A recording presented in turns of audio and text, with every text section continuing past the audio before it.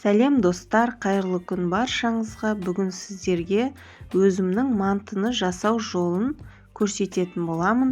Әргі мантыны қалай жасайды, сондықтан менің нұсқамды көрулеріңізге болады.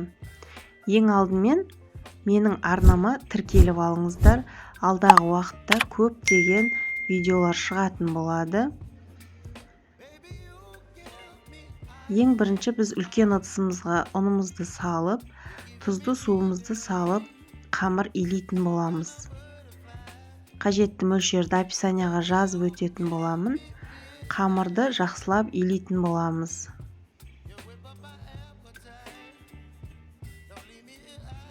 Қамырымыз біркелкі болып шыққанша, осылай қолымызбен дастархан үстіне илеп аламыз. Бетін жауып, июі қанғанша 15-20 минутқа қоятын боламыз.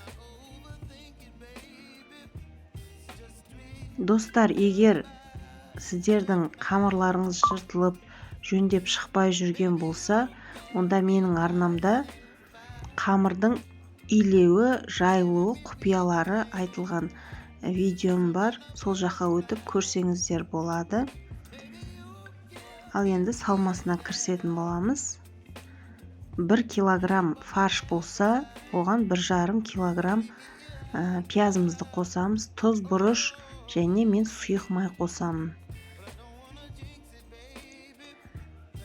Фаршымызды да қамырды илегенде илеп алуымыз қажет. Сонда дәмі өте керемет болып шығады. Қамырымызды 2 бөлікке бөлдік. Жақсылап жайып аламыз. Өте жұқа қылып жайып алатын боламыз.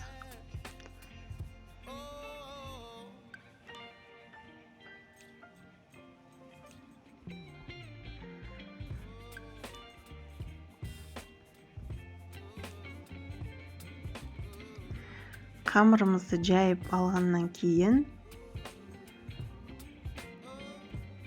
өте жұқа болғаннан кейін, видеода көрсетілгендей орап шығамызды кесіп,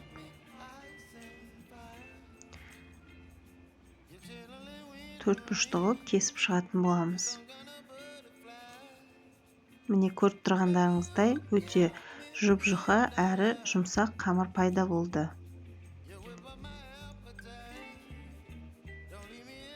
Міне осылай видеодағыдай барлығын түйіп шығатын боламыз.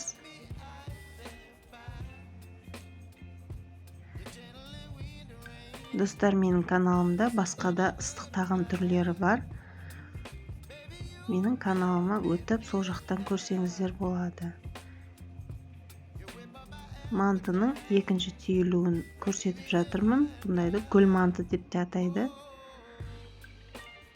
Сочный болып шықты.